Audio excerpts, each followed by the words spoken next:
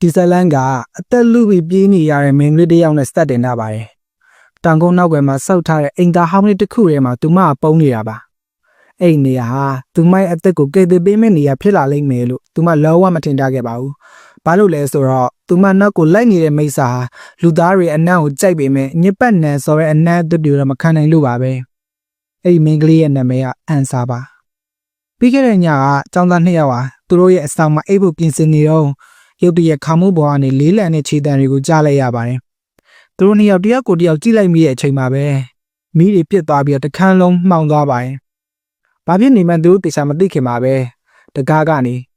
မျက်နှာပုံးဆွတ်ထားတဲ့လူ2ယောက်အခန်းလေးကိုတင်းဝင်လာပါတယ်။လေထဲမှာတခုခုကိုပိုင်းညက်လိုက်တဲ့အတန်ဆွဆွတကူထွက်ပေါ်လာပြီ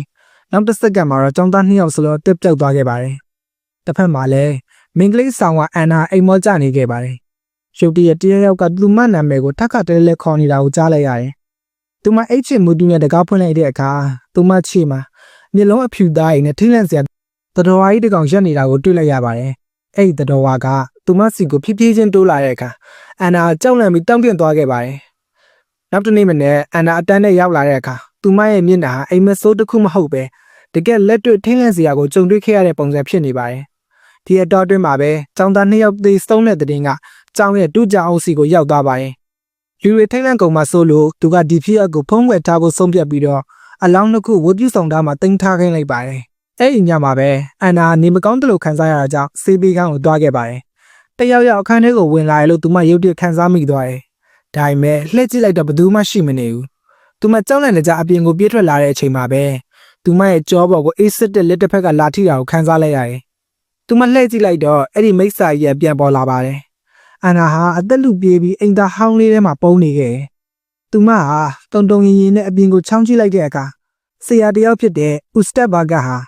ာတောအုပ်ထဲမှာထူးဆန်းတဲ့ရိုးရာနဲ့ပူဇော်ပွဲတစ်ခုပြုလုပ်နေတာကိုမြင်လိုက်ရတယ်။တစ်ဖက်မှာလည်းအခြားဆရာတယောက်ဖြစ်တဲ့ဂျာမီယာဟာဝတ်ပြုဆောင်စီသွားရင်အလောင်းတွေစီးကနေကြောက်စရာကောင်းတဲ့အပုံနဲ့နေထွက်နေတာကိုသတိထားမိသွားတယ်။သူကသေဆုံးသွားသူတွေအတွက်တိတ်တိတ်ကလေးဆူတောင်းပေးနေခဲ့တာပါ။ဒါပေမဲ့အဲ့ဒီအချိန်မှာပဲမော်ဆာတယောက်အကြောင်းလေးကိုရောက်နေပြီးတော့အဲ့ဒီအလောင်းတွေကိုသူ့ရဲ့မကောင်းဆိုးဝါးရိုးရာနဲ့ပူဇော်မှုတွေမှာတုံ့မို့ကြံစည်နေတာကိုသူမသိခဲ့ပါဘူး။အဲ့ဒီမော်ဆာကယူရီယာမဟုတ်ပါဘူး။သူကပုတ်သိမ်မျိုးတကောင်ရဲ့ခေါင်းကိုဖြတ်ပြီးအဲ့ဒီသွေးတွေကိုမီခဲရီပေါ်ကိုစီးကျစေခဲ့တာပါ။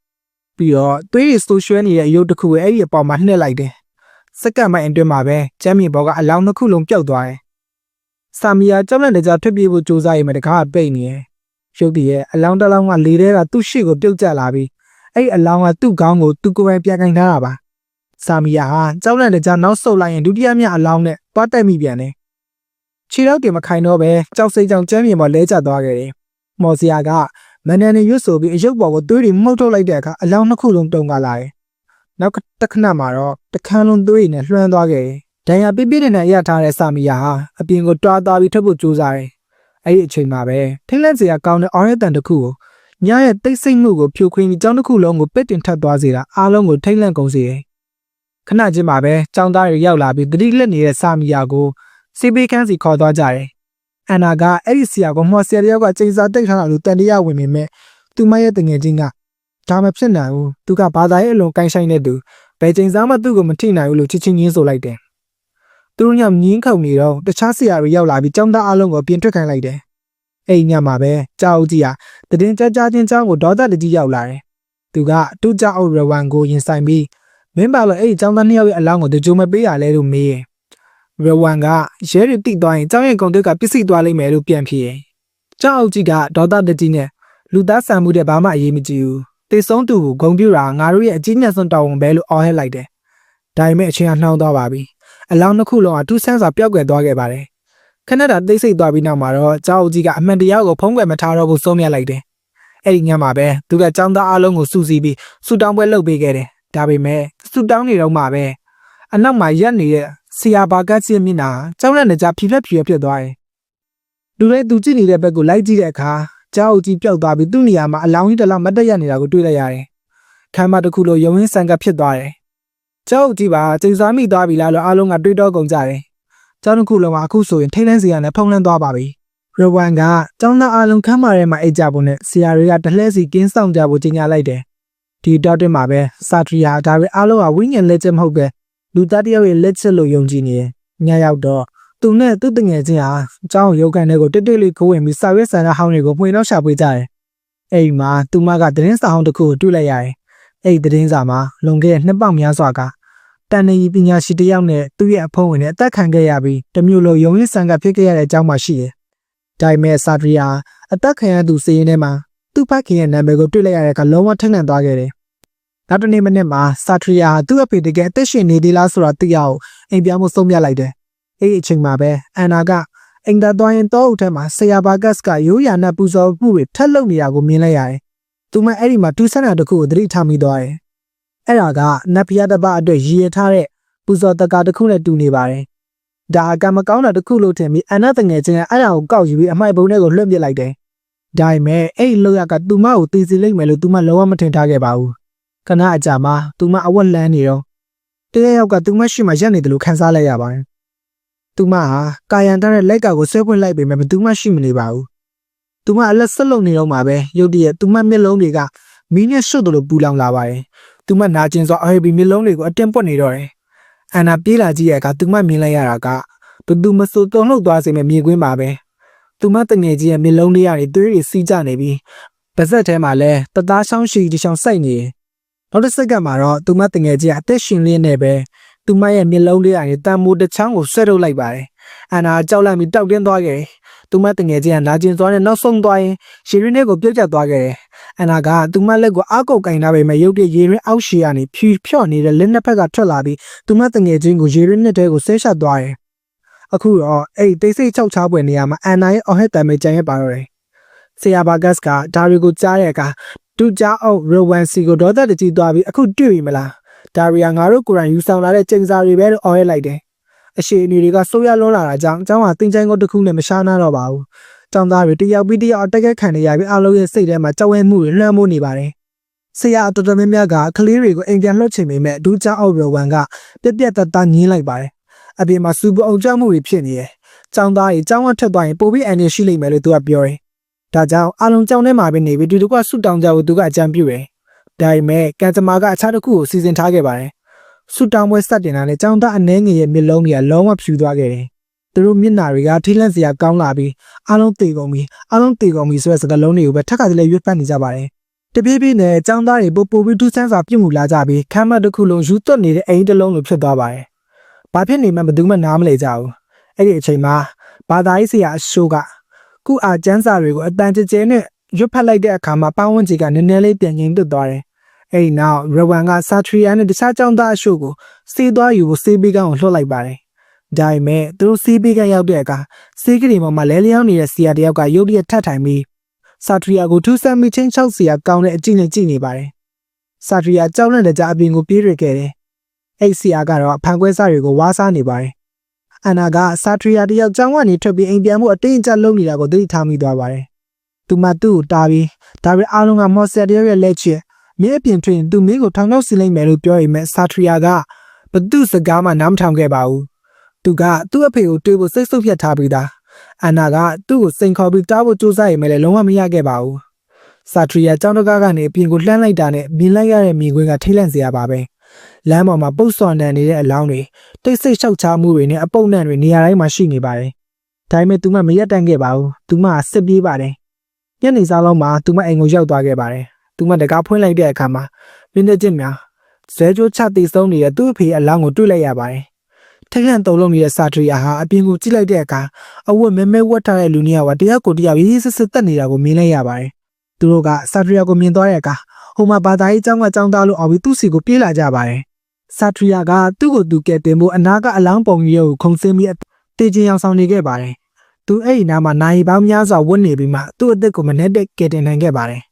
နောက်တစ်နေ့မှာလူတွေကအလောင်းတွေကိုလာသိမ်းတဲ့အခါသူ့ကိုလည်းတေးပြီးအမှတ်နဲ့ဆေးရုံကိုပို့လိုက်ကြပါတယ်။အဲ့ဒီမြင်ကွင်းကပူရန်ကြောက်စရာကောင်းပါသေးတယ်။ပတီးတွေပတ်ထားတဲ့လူတွေဒဏ်ရာရသူတွေနဲ့အော်ဟက်တန်တွေရဲ့သွေးနှံတွေကတလန်းလုံးပြည့်နေပါတယ်။အဲ့ဒီအခါမှာအကြောင်းပြင်ဘက်ကကဘာကြီးကကြောင်းတက်တဲ့ပိုပြီးအန်ဒီရဲ့များမှန်သူမသိလိုက်ရပါတယ်။တစ်ဖက်မှာလည်းအန်နာဟာဒေါသတကြီးနဲ့ဘာကတ်စီသွားပြီးပြောစမ်းမှာကြောင်းနောက်ကတော်ရဲမှာရှင်ပါရီလုံနေရလဲဒါရအားလုံးရဲ့နောက်ကမှာရှင်းရှင်းနေတာမဟုတ်လားလို့မေးပါတယ်။ဘာကတ်ကဘာမှအများကြီးမပြောဘဲအေးစစ်တဲ့လေတန်းနဲ့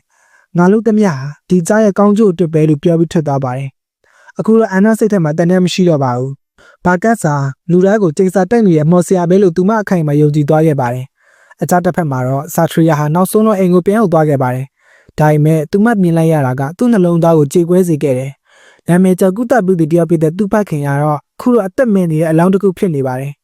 သူ့အမေကငိုပြီးပြောပြတယ်မင်းအဖေကိုအခုထိမြင်မမြုပ်ရသေးဘူးအဲ့မော်ဆီယာတိတ်သွားရင်သူ့အလောင်းကိုအောင်လဲပညာရည်တွေတုံးလိုက်မယ်လို့ပြောပါတယ်အဲ့ဒီညမှာပဲမောင်မေးခေါ်ပြီးစာထရီယာဘယ်သူမှမတွေ့နိုင်အောင်သူ့အဖေရဲ့အလောင်းကိုအိမ်နောက်ဘက်မှာမြင်မြုပ်ပေးခဲ့ပါတယ်ပြီးတော့သူ့အမေကိုမေးရဲ့အဖေကတသက်လုံးလူတွေကိုကုသပေးခဲ့တာဘသူ့ကိုမှမနာကျင်စေခဲ့ဘူးဘာလို့ဒီလိုဆူဆူဝါးတည်ဆုံးခဲ့ရတာလဲလို့မေးပါတယ်သူ့အမေကမိရီနဲ့အမတ်တရားကိုပြောပြပါတယ်လူအချို့ကအမေအဖေရဲ့အရေးချင်းကိုမနာလိုကြဘူးသူတို့ကမော်စတာတယောက်နဲ့ပေါင်ပြီးမိအဖေကိုအောင်လဲပညာလုပ်တယ်ဆိုပြီးအထင်မှအောင်လုပ်ခဲ့ကြတယ်တရွာလုံးကအဲ့ဒီမော်ဆီယာရဲ့ထောင်ချောက်တွေရောက်သွားပြီးမိအဖေရဲ့အမတ်တရားကိုဘယ်သူမှနားမထောင်ခဲ့ကြပါနောက်ဆုံးတော့သူတို့ကိုသူတို့တက်လိုက်ကြရဲတဲ့ဆာထရီယာကသူ့အမေကိုကျောင်းကိုလိုက်ခဲ့ဖို့ခေါ်ရင်မဲ့သူမကငင်းဆိုပါတယ်သူမကသူ့အဖေရဲ့ဝိညာဉ်ကိုစောင့်ရှောက်ဖို့အိမ်မှာပဲနေခဲ့ခြင်းတယ်အဲ့ဒီညမှာပဲဆာထရီယာအကျောင်းကိုတိတ်တိတ်လေးပြန်လာခဲ့အဲ့ဒီအချိန်မှာကျောင်းသူနာပြုဆရာမတယောက်ရဲ့ဒဏ်ရာကိုပတ်တိစီးပေးနေတော့မိပြီးပြစ်သွားပါတယ်အန်နာအခန်းထဲဝင်သွားတဲ့အခါသူနာပြုဆရာမရဲ့မျက်လုံးတွေကလုံးဝဖြူနေပြီးသူမရဲ့လက်ချောင်းတွေကိုသူမဘာသာပြန်ကိုက်စားနေတာကိုမြင်လိုက်ရပါတယ်ပြီးတော့သူမကအန်နာစီကိုလှုပ်ခနဲခေါင်းလိုက်ပါတယ်အန်နာကကိုဟာကျန်းစာတွေကိုချစ်ချစ်ရွတ်ပိုက်လိုက်တဲ့အခါထူးဆန်းပြီးအားကောင်းတဲ့စွမ်းရည်တကူအခန်းထဲမှာပြည့်သွားပါတယ်သူနာပြုဆရာမခဏတာတုံခါသွားပြီးသူမထဲမှာဝိညာဉ်တစ်ခုကတိုက်ခိုက်နေတယ်လို့ဖြစ်နေပါလားဒါပေမဲ့နောက်တစ်စက္ကန့်မှာပဲသူမဟာကကြစ်တဲ့စုံနဲ့သူမခေါင်းကိုသူမကိုယ်ထိုးဆိုင်လိုက်ပါတယ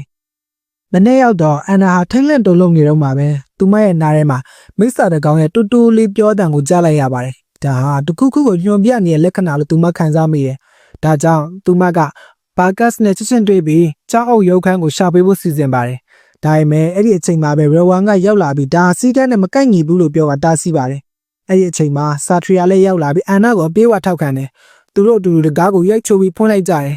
အခန်းထဲကနေပုတ်စော်နန်းနဲ့အနက်အသစ်တွေထွက်လာပြီးအခန်းအလယ်မှာပုတ်တင်ညိုရင်းနဲ့ထူးဆန်းတဲ့ပူဇော်တကာပစ္စည်းတွေရှိနေတဲ့မော်တက်ရစ်ပလင်တစ်ခုကိုတွေ့လိုက်ရပါတယ်ဒါပေမဲ့ကျောင်းအုပ်ကြီးကပြောင်းနေတာရပ်ပေါင်းများစွာကြာပြီဒါဆိုဒါရီအားလုံးကိုဘယ်သူလုပ်တာလဲအားလုံးရဲ့အကြည့်တွေကဆရာဘာကတ်စီကိုရောက်သွားကြတယ်ဘာလို့လဲဆိုတော့သူကကျောင်းနောက်ကတော်ထဲမှာအမြဲလိုအောက်လိုင်းပညာတွေလုပ်နေတာကိုတွေ့ရလို့ပါဘာကတ်ကပြပြတလဲနဲ့ငါကပူစော်တကအဟောင်းတွေကိုရှင်းလင်းပေးနေရပါငါမှတော့လည်းမရှိဘူးရဝမ်စီမှာလည်းတော့တချောင်းရှိရလေလို့ပြောပေမဲ့ဘယ်သူမှမယုံကြပါဘူးသူတို့ကဘာကတ်ကိုခမ်းမာထဲမှာကျိုးနဲ့တုတ်ထားလိုက်ကြပါတယ်အဲ့ဒီအချိန်မှာဆာထရီယာအမှန်တရားရဝမ်ရဲ့အခန်းထဲမှာရှိနေတယ်ဆိုတာကိုရှင်းမိသွားတယ်အိတ်ထဲကနေအော်ဟက်တန်တွေထွက်လာပြီးအန်နာကတော့အပြင်မှာတကားကိုစိုးရင်ကြီးစိတ်ကြည့်နေတယ်အဲ့ဒီမှာသူမခြေထောက်ကိုခြောက်လက်နေတဲ့မိစ္ဆာကြီးကအနားကတကားဝနားမှာရက်နေတာကိုသူမမြင်လိုက်ရပြန်တယ်ဒါပေမဲ့ညစစ်တမိတ်အတွင်းမှာပဲအဲ့ဒီမိစ္ဆာပျောက်သွားတယ်အန်နာကကြောက်ကြောက်နဲ့အဲ့ဒီအခန်းစီကိုဖိဖိချင်းလမ်းဆောက်သွားပြီးအပေါက်ကလေးကနေချောင်းကြည့်လိုက်တယ်အခန်းထဲမှာတယောက်ကအောင်လဲပညာလုပ်နေတာကိုတွေ့လိုက်ရပြီးအဲ့ဒီလူကတော့တခြားသူမဟုတ်ပဲမော်ဆီယာဆက်ပဲဖြစ်နေတယ်အန်နာတုံ့ပြန်မှုမပြင်းနိုင်ခင်မှာပဲသူမကိုအခန်းထဲကိုအတွင်းဆက်သွင်းလိုက်ပါတယ်ဒီအတော်အတွင်းမှာအခြားကျောင်းသားတယောက်ကလည်းထူးဆန်းစွာတန်ရာတွေရပြီးလဲကျသွားပြန်ပါတယ်အားလုံးရဲ့အာယုံကဆရာဘာကစီကိုထက်ရောက်သွားပြန်ပေမဲ့သူကအစကတည်းကလူတွေရှိမှကျွတ်တုတ်ခံထားတာမို့သူအပြစ်ကင်းကြောင်တစ်သိပြနေလို့ဖြစ်နေပါတယ်အဲ့ဒီအချိန်မှာပဲထိတ်လန့်စရာအမှန်တရားကပေါ်ထွက်လာပါတယ်တကယ်မော်ဆီယာအစ်ကဆရာရစ်ဝမ်ဖြစ်နေတာပါသူကသူ့ရဲ့ဆိုရှယ်နေတဲ့အောင်လဲပညာသုံးတဲ့အယုတ်တရက်ကိုကင်ပြီးနေမမီရက်နေပါတယ်သူကအဲ့ဒီအယုတ်သေးကိုတန်မိုးရင်းထိုးဆက်လိုက်တဲ့အခါအန်နာရဲ့တကူလုံးမှာခံရခက်တဲ့နာကျင်မှုတွေဖြစ်ပေါ်လာပါတယ်အဲ့ဒီအယုတ်တွေဟာရဝမ်ကသူ့ရဲ့အောင်လဲပညာနဲ့တက်ခဲ့တဲ့လူတွေရဲ့ကုစားပြုတွေပါသူ့ရဲ့နောက်ဆုံးအီမန်ချစ်ကဘာသာတရားကိုယုံကြည်သူအလုံးကိုတယောက်ပြီးတယောက်တက်ပစ်ဖို့ပါပဲအဲ့ဒီအချိန်မှာပဲကျောင်းခန်းမကြီးတစ်ခုလုံးမှောင်တိကျသွားပြီးတေဆုံးသွားတဲ့ကျောင်းသားတွေကသူ့ရဲ့ရုပ်သေးရုပ်တွေလိုမျိုးအပြင်ဘက်မှာပေါ်လာကြပါတယ်သူရှောင်းစီပွဲကြီးကစရောက်မဲ့ပုံမှာပဲဘာကတ်ကအားလုံးကိုအဟဲ့ပြောဆိုပဲမကြောက်ကြနဲ့မင်းတို့ရဲ့ယုံကြည်မှုကိုခိုင်ခိုင်ထားကြတဲ့အားလုံးအတူတူကကိုအားကျန်းစာတွေကိုရွတ်ဖက်ကြတယ်အဲ့ဒီအချိန်မှာရိုဝမ်ကဒေါက်တာတကြီးနဲ့ဆာထရီယာစီကိုလှုပ်ခနဲခုံပြီးသူ့ကိုရိုက်နှစ်ပါတော့တယ်သူတို့နှစ်ယောက်ကြားမှာပြင်းထန်တဲ့တိုက်ပွဲဖြစ်ပွားခဲ့တယ်ဆာထရီယာကငယ်ပေမဲ့သူ့ရဲ့တက်တိကတော့ကြီးမားပါတယ်သူနောက်မဆုတ်ပဲသူ့ရဲ့အားရှိသမျှကိုတုံးပြီးရိုဝမ်ကိုလဲကျန်သွားလုံနိုင်ခဲ့ပါတယ်အန်နာကအော်ပြောတယ်ဆာထရီယာဟိုမီအိုကိုခွဲလိုက်အဲ့ဒါကသူ့ရဲ့စွမ်းရဲ့ရင်းမြစ်ပဲတဲ့ချိန်မဆိုင်ပဲဆာထရီယာကအဲ့ဒီအိုးကိုရိုက်ခွဲလိုက်တဲ့အခါအောင်လဲပညာတွေကမိခုံးငွေလိုမျိုးချင်းချင်းပြောက်ကွယ်သွားပါတယ်ရုပ်တရုပ်တွေအားလုံးမိမြင်ပေါ်ကိုပြုတ်ကျသွားပြီးအန်နာလည်းနောက်ဆုံးမှလွတ်မြောက်သွားခဲ့ပါတယ် သူတို့တယောက်ကိုတယောက်ထူမှပြီးအခန်းထဲကထွက်လာကအခန်းထဲကိုအပြင်ကနေပိတ်လိုက်ကြပါတယ်ဒါပေမဲ့ရုတ်တရက်ကောင်းကင်ဘောကနေမီးလုံးကြီးတစ်လုံးကျလာပြီးအဲ့ဒီအခန်းထဲကိုတိုက်ရိုက်ထိမှန်သွားပါတယ်တခဏအတွင်းမှာပဲအခန်းတစ်ခုလုံးမီးလောက်တွေနဲ့လွှမ်းသွားပြီးရဝမ်ရဲ့အော်ဟက်တန်တွေနဲ့အတူအားလုံးပြီးဆုံးသွားခဲ့ပါတယ်အဲ့ဒီမော်မိတ်ဆာဆရာဟာတိတ်ဆုံးသွားခဲ့ပြီးချိန်စာလည်းပြည့်ပြည့်သွားခဲ့ပါတယ်တည်သွားတဲ့သူတွေလည်းနောက်ဆုံးမှာငြိမ်းချမ်းစွာနဲ့အနားယူနိုင်ခဲ့ကြပါတယ်ဒီမှာတင်ဇာလန်လေးကပြီးဆုံးသွားပါတယ်ဇာလန်ပေါ်ခန်းစားချက်တွေကိုမှတ်စစ်မှာရေးပေးခဲ့ကြပါဦးဒီလိုဇာလန်လေးတွေထပ်ကြည့်ဖို့ဒီ channel ကိုလည်း subscribe လုပ်ထားပါဦးနော်